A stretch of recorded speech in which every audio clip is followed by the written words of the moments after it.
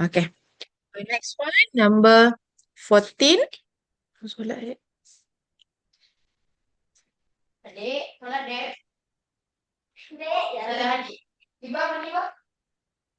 Okay, nombor 14 kita buat ulang balik yang atas ni. Okay, this one. Present tense dengan past tense. Yang paling senang. Present dengan past.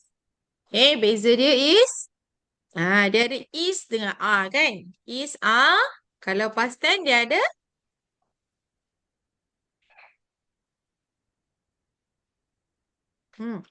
Was ataupun were. yes. Okay, so lawan is, was. Lawan are, were. Okay, untuk past tense dia. Okay, so let's read number 14. We read the long letter. Kami baca surat yang panjang itu. The long letter. Okay. So perkataan read, dia akan jadi read. Tapi ejaan dia sama. Okay, read. Untuk dia punya past tense dia. Read. Past participle. Okay, read. Okay, so macam mana ayat awak? The long letter Hmm? is read Read. by we. Read by. We tukar lagi Read satu. by Kami. Mula dengan you. Dua perkataan je. Dua letter je. us. By us. Okay, oleh kami. Right, good. Okay, so 14A. The long letter. Okay. Is. Read by us. Okay, is read by us. Ejaan dia sama, but sebutan dia, pronunciation dia lain. Okay, instead of read, kita sebut read. The long letter was read by us. Very good. Okay, the long letter was read by us. The long letter was read by us. Done, Good.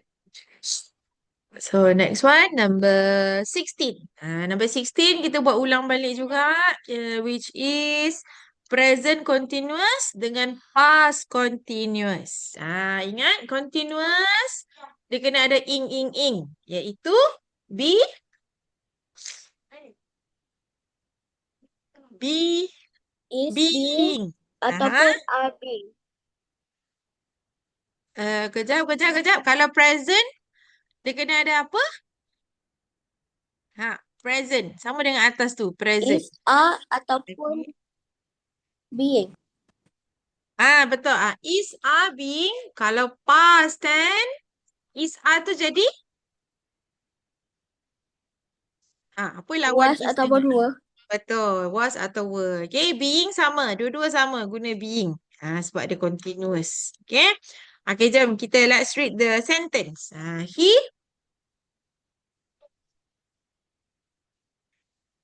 Nombor 16.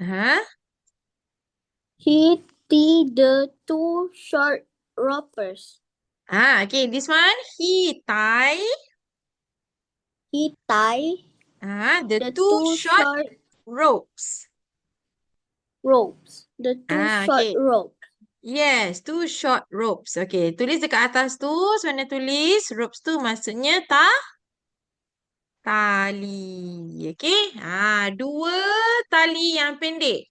Two short ropes. Tie ni maksudnya ikat. Tie my hair. Okay, tie the shoelace. Okay, so tie dia akan jadi tied. We put in the dekat belakang. Jadi tied. Okay. So apa tadi kita nak buat?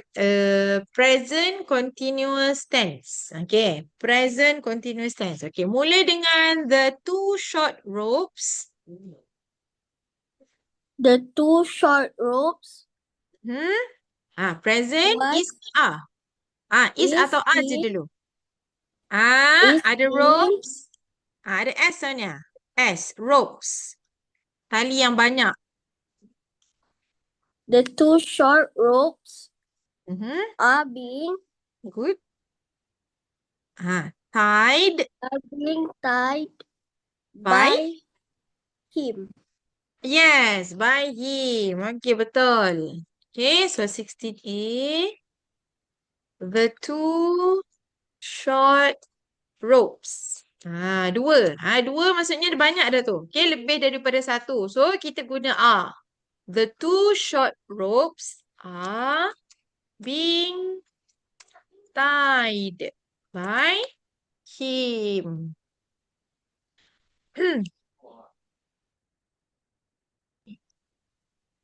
Okay, the two short ropes are being tied by him. Okay. Satu lagi kita buat past continuous tense. Cakap orang aja yang nak pakai masa kamera Highland tu. The two short ropes Sekejap. Aha. was The being are jadi were being tied were by him. yes, okay, good. The two short ropes were being. Okay, present dia jadi are, past tense dia jadi were.